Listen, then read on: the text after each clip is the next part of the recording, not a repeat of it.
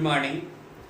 कल जो हम लोग पढ़े थे कोऑर्डिनेट ज्योमेट्री में, उम्मीद है कि आप उसको आगे बढ़ाए होंगे, मतलब उससे रिलेटेड जो भी चैप्टर है उसको आप बनाए होंगे और जो भी प्रॉब्लम आया होगा आपने हमें सेंड अभी तक नहीं किया है या नहीं बनाए होंगे। हो सकता है जो वीडियो अपलोड हुआ था कल रात को उसको आप देखे नहीं होंगे, तो देखेंगे, फिर उसमें जो भी दिक्कत होगी उसको हम लोग आगे लेकर के बढ़ेंगे। ठीक है, अभी फिलहाल हम लोग एक दो और क्वेश्चन करेंगे कोऑर्डिनेट ज्योमेट्री का। जो क्वेश्चन हम लोग अभी तक नहीं किए हैं या जिस फॉर्मूले का यूज़ हम लोग अभी क्वेश्चन बनाने में नहीं किए हैं उसको कर लेते हैं। फिर हमारा जो कोऑर्डिनेट ज्योमेट्री का ये वाला टॉपिक था जो हम लोग स्टार्ट किए थे, इंटरनल डिवीजन, एक्सटर्नल डिवीजन, ये हमारा पूरा हो जाएगा। ठीक है, तो आइए, एक ट्रायंगल का वर्टिसेस हमें दिया है।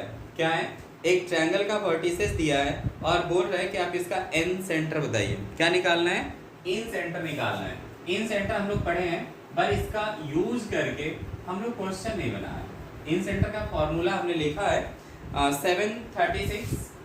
पहला जो वर्टिसेस है वो 7 - 36 है, इसके बाद 720 है, 720 है, और तीसरा जो वर्टिसेस है वो -8, 0 है, -8, 0 है।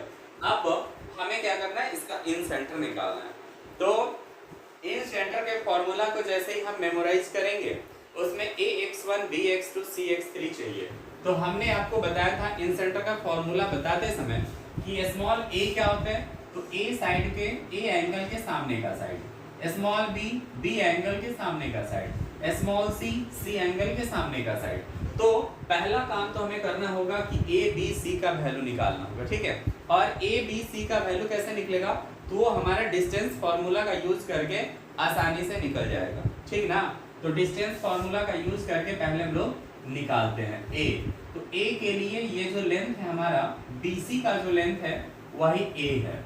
तो इसको लिखेंगे 7, माइनस करेंगे तो माइनस माइनस +8 हो जाएगा और फिर 20 - 0 हो जाएगा। ठीक है, डिस्टेंस फार्मूला का यूज कर रहे हैं। x1 x2 है, x1 y1 है, x2 y2 है। ठीक है, तो x1 - x2 करना था और y1 - y2 करना था। 8 7 15 हो जाएगा, 20 में से 0 घटेगा तो 20 ही होगा। 15 का स्क्वायर 225 हो जाएगा, 20 का स्क्वायर 400 हो जाएगा। दोनों को जोड़ेंगे 625 हो जाएगा, 625 का स्क्वायर रूट करेंगे तो 25 हो जाएगा। मतलब हमारा स्मॉल a निकल चुका है कितना? 25। अब आइए स्मॉल b निकालते हैं। b के लिए हमें लेंथ ऑफ AC निकालना होगा और AC के लिए -8 - 7 -8 - 7 फिर 0 और माइनस +36। तो ये हो जाएगा 8 7 - 15 का स्क्वायर, ये 36 0 36 का स्क्वायर, ये हो जाएगा 225, ये हो जाएगा 36 का स्क्वायर होता है 1296, 1296। एक रिक्वेस्ट, यहाँ पे बार बार हम लोग स्क्वायर का यूज करते हैं डिस्टेंस फॉर्मूला में, तो आपसे एक रिक्वेस्ट है, आप पहले किए होंगे 7-8 क्लास में 1 to 50, 1 से 50 तक का स्क्वायर आप निश्चित रूप से लिख के याद कर लेंगे। ये आपको हर जगह जरूरत पड़ेगा, आगे भी आप पढ़ेंगे तो जरूरत पड़ेगा। ये 1 to 50 का स्क्वायर आपको लिख के याद करना है एंड 1 to 15 का क्यूब आपको याद करना है। ठीक है, ये आप लिखेंगे तो धीरे धीरे एक दो बार देखेंगे ये याद हो जाएगा, रटने की जरूरत नहीं पड़ेगी। तो अब इसको जोड़ेंगे, ये हो जाएगा 6 5 11 1 9 2 11 1 12 1 2 2 4 1 5 और 1, ये हो गया 1521। ये हमारा स्मॉल b है और इसका स्क्वायर रूट हम लोग निकालेंगे 1521 का, तो कितना होगा? आप स्क्वायर रूट इसका निकाल लीजिए। आइए हम निकाल करके भी दिखा दें आपको, नहीं तो जब याद रहेगा तो आप डायरेक्ट भी लिख सकते हैं। यहाँ 3 का यूज करेंगे, 9 हो जाएगा, ये 6 है, ये 6 बचेगा। ठीक है ना? अब ये 6 to 1 है, तो मेरे समझ से यहाँ 9 रखेंगे तो 9 9 जा 81 8, हाँ, तो ये 9 रखने से हो जाएगा। मतलब 1521 का स्क्वायर रूट जो है वो हमारा कितना निकल गया? 39। तो इस तरीके से हमारा b का वैल्यू भी निकल गया है। अब आइए हम लोग चलते हैं सी के वैल्यू की ओर। ये सब ऐसे ही मैं रख किया था, आप स्क्वायर और क्यूब लेकिन अवश्य याद कर ले, स्क्वायर और क्यूब सबको याद होना चाहिए। अब स्मॉल सी निकालते हैं, तो सी हमारा क्या है, ये लेंथ ऑफ ए बी हो जाएगा। सी जो होगा वो लेंथ ऑफ ए बी हो जाएगा, ये हो जाएगा 7 - 7 प्लस -36 और -20 का स्क्वायर, ठीक है। तो ये हो जाएगा 0 का स्क्वायर, ये हो जाएगा -56 का स्क्वायर। 0 का स्क्वायर 0, 56 का स्क्वायर है, तो आप 56 में 56 से मल्टीप्लाई भी कर सकते हैं। ये 3 हो जाएगा और इसके बाद 30 30 60 3 3 6 31 और 36 हो जाएगा। ये वो बाद में आपको सिखा देंगे कि कैसे इतना इजीली हम लोग गुना करते हैं, और पता है आपको तो अच्छी बात है, ठीक है। 31 और 36 में 0 जोड़ेंगे तो ये 31 और 36 ही रहेगा, और 31 और 36 का फिर स्क्वायर रूट करेंगे तो ये 56 ही होगा। कितना होगा? 56 होगा। यहाँ तक कोई दिक्कत? ठीक है। तो अब आइए हम लोग इन सेंटर निकालते हैं। आई इक्वल टू क्या पढ़े हैं, ax1 bx2 cx3 by a plus b plus c comma ay1 by2 cy3 by a plus b plus c। पढ़े ना। अब इसमें से वैल्यू डालते हैं। a b c तो हमें पता है, ये हमारा x1 है, ये y1 है, इसको x2 y2 ले लिए, इसको x3 y3 ले लिए, ठीक है। अब सबका वैल्यू डालिए, आसानी से ये क्वेश्चन हमारा बन जाएगा। ax1, a का वैल्यू हमारा 25 है। कितना निकला है? 25 निकला, अभी हम निकाले थे तो, ठीक है। x1 का वैल्यू हमारा 7 है। bx2, b का वैल्यू हमारा 39 है और x2 का वैल्यू 7 है। c 56 है और x3 का वैल्यू -8 है। x3 का वैल्यू -8 है। a plus b plus c 25 39 56। फिर ay1, a है हमारा 25, y1 है -36, by2 तो b है हमारा 39 और y2 है 20, cy3, c है 56, y3 है हमारा 0, फिर हो जाएगा 25 प्लस 39 प्लस 56। आप जरा इसको गौर से देखिए, कहीं वैल्यू डालने में मिस तो नहीं हुआ, ठीक है। वैसे मैं काफी सावधानी से वैल्यू डाला हूं, फिर भी कोई मिस्टेक हो तो आप क्षमा करेंगे। अब क्या है, अब इसको मल्टीप्लाई करना है, फिर डिवाइड करना है, सिंप्लीफाई करना है। आप इसको कर सकते हैं, फिलहाल मैं इसको कर ही दे रहा हूँ, ठीक है। 175 हो जाएगा, ये 9 7 63 6 हो जाएगा, 7 21 127 हो जाएगा, ठीक ना। अब ये हो जाएगा -8 6 48 4 8 5 40 44 नहीं 4 4 8 बाय 9 6 15 5 20 2 5 2 7 3 10 2 12 120। फिर ये हो जाएगा 25 6 150, फिर 25 6 150, कैरी करेंगे 15, ये 25 3 जा 75 और 15 कितना होगा 90, तो ये हो गया -900 प्लस ये हो जाएगा 78 0, ये हो गया 0 और ये तो 120 यहाँ भी होगा, ठीक है, कोई परेशानी नहीं है। अब ये हो जाएगा 8 7 7 14 1, ये 4, ये भी 4 4 8 है भाई, ये बहुत आसान हो गया। ये 7 8 ये भी हो जाएगा शायद -120 बाई 120, नहीं -900 प्लस 780 है, तो माइनस करेंगे तो 120 होगा और साइन माइनस होगा क्योंकि माइनस वाला ज़्यादा है। तो ये हो गया 0 बाई 120, ये हो गया कट के -1, 0 को डिवाइड करेंगे तो 0 और -1। देखिए कितना बड़ा डिजिट था, 56 39 36, ये देख के बच्चे घबरा जाते कि नहीं ये भारी है, हम नहीं बनाएंगे इस क्वेश्चन को। फिर क्या हुआ, इसको जब सिंप्लीफाई किए तो एकदम सिंपल सा आंसर निकल के आया, हमें कोई परेशानी नहीं हुई ना। तो आइए फिर एक और क्वेश्चन हम लोग करेंगे, इसके पहले कि आप इसका स्क्रीनशॉट कर लें, ठीक है। अभी जब तक आप प्रॉब्लम हमसे नहीं पूछेंगे तो मैं उस टाइप का क्वेश्चन कर रहा हूँ जो कि फॉर्मूला हमने लिखा है उसका यूज करके क्वेश्चन नहीं बनाया। और दूसरी बात कि वैसे क्वेश्चन जिसमें बच्चे फंसते हैं, जो मुझे लगता है कि नहीं इसमें आप फंसेंगे, तो मैं उसको अपने आप से सॉल्व करके आपको दे देता हूँ। यदि आप बना लेते हैं बहुत खुशी की बात है। स्क्रीनशॉट हो गया है। चलिए अब आगे आते हैं, एक और क्वेश्चन करेंगे आज। बस 2 क्वेश्चन के बाद आज कोऑर्डिनेट ज्योमेट्री जो हम लोग पीछे से पढ़ते आ रहे थे, इंटरनल डिवीजन एक्सटर्नल डिवीजन, इससे रिलेटेड जो चैप्टर था हमारा खत्म होगा। फिर कल हम लोग नेक्स्ट चैप्टर पढ़ेंगे area of triangle. Area of triangle आप पहले से पढ़े हैं, त्रिभुज का क्षेत्रफल निकालना पहले से पढ़े हैं, बहुत सारे तरीके से आपने पढ़ा है। अब भी हम लोग क्या करेंगे, कोऑर्डिनेट ज्योमेट्री का यूज करके पढ़ेंगे, कल पढ़ेंगे। उस क्लास को कोई मिस नहीं करेगा, ठीक है ना, क्योंकि 10th में आपने सीधे रटा है। फिर यहाँ पे उसका फॉर्मूला हम डिराइव करेंगे और दिखाएंगे कि एरिया ऑफ ट्रायंगल का फॉर्मूला वो कैसे निकलता है और इसका यूज हम लोग कैसे करते हैं, ठीक है। तो एक क्वेश्चन है हमारे पास, 2 vertices of a triangle are A B लिखना। तो सबसे पहले एक ट्रायंगल दिया है, एक ट्रायंगल दिया है। इस ट्रायंगल का 2 वर्टिसेस हमें पता है, ए दिया है 2, 1 और बी दिया है 3 - 7 और ये जो सी है ना वो नहीं पता है। Third vertices C lies on the line y = x + 9। ये जो वर्टिसेस है एक लाइन पे है, लाइन क्या है, तो y = x + 9, ठीक है।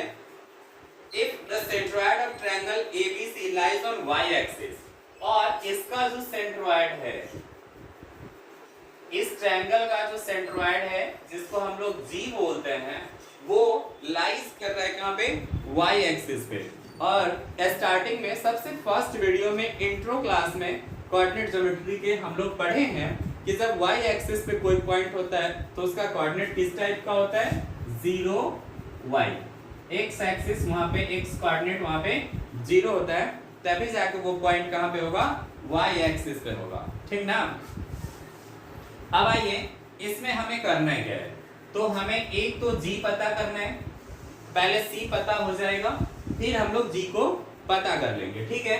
तो हम लोग c का कोऑर्डिनेट कुछ मान लेते हैं, xy इसमें दिया हुआ है, यूज है वहां पे, तो xy को छोड़ के कोई दूसरा चीज हम लोग मान लेंगे। लेट CBMN, मान लिया कि जो C का कोऑर्डिनेट है वो क्या है, M, N है, ठीक है। और since C lies on the line y = x + 9, तो आपने 9th क्लास में पढ़ा है, जब ग्राफ का यूज कर रहे थे हम लोग, कोऑर्डिनेट ज्योमेट्री का इंट्रो पढ़ रहे थे, उसमें दिया है कि जो पॉइंट होता है ना उसमें वैल्यू डालते हैं उस लाइन पे, तो क्या होता है वहां से हमें k का वैल्यू मिलता था, ठीक है। वही उसी का यूज करेंगे हम लोग यहाँ कि c जो पॉइंट है इस लाइन पे है, तो यह जो वैल्यू है इस लाइन को क्या करेगा, सेटिस्फाइड करेगा, इस लाइन को क्या करेगा, सेटिस्फाइड करेगा, संतुष्ट करेगा। तो अब इस वैल्यू को हम लोग इसमें पुट करेंगे, x के जगह पे m और y के जगह पे n, इसीलिए n = हो जाएगा m + 9। अब वो m को इधर हम लोग खींच लेते हैं, ये प्लस है माइनस हो गया, तो n - m = हो गया 9। इसको हम लोग मान ले इक्वेशन 1, ठीक है।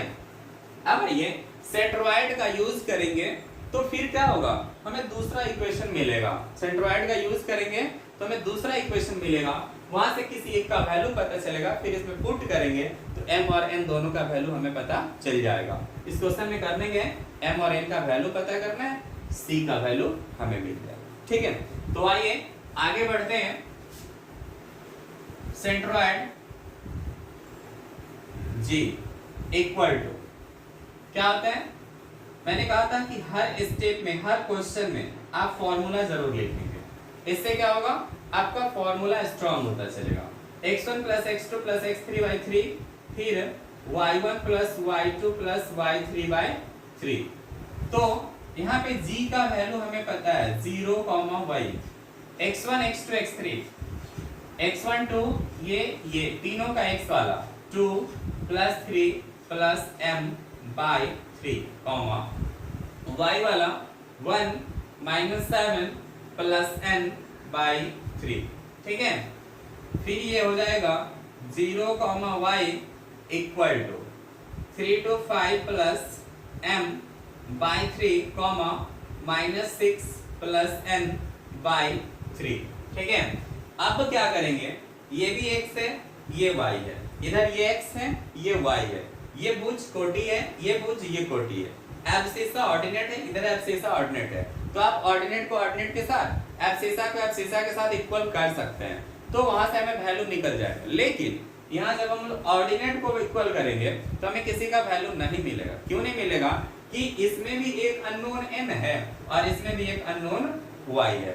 तो हम लोग क्या करते हैं, एब्सिसा को ही इक्वल करते हैं। 0 इक्वल टू इतना, if 0 equal to 5 plus m by 3, तो यहां से क्या होगा, हमें m का वैल्यू मिल जाएगा। इसके नीचे 1 है, क्रॉस मल्टीप्लाई जैसे ही आप करेंगे 1 से, 5 प्लस m इक्वल टू 0, तो m इक्वल टू क्या होगा, 0 माइनस 5, तो m का वैल्यू हो जाएगा -5। अब क्या करेंगे, इस m के वैल्यू को हम लोग इक्वेशन 1 में पुट करेंगे। Putting m equal to -5 in equation 1, तो यहाँ पे हो जाएगा n माइनस m है, माइनस m है और m का वैल्यू ऑलरेडी माइनस आया है, तो हम लोग अभी इसको पोस्ट में लिखेंगे। अब ये हो जाएगा n plus 5 equal to 9, n equal to हो जाएगा 9 माइनस 5, तो n इक्वल टू 4, दोनों का वैल्यू निकल गया। अब लास्टली हेंस m और n ही हम लोग कोऑर्डिनेट माने थे c का, तो m हमारा निकला है -5 और n हमारा निकला है 4, तो इस तरीके से हमारा c निकल जाएगा, ठीक है। कोई परेशानी नहीं है, पहले स्क्रीनशॉट करिए फिर बात करते हैं।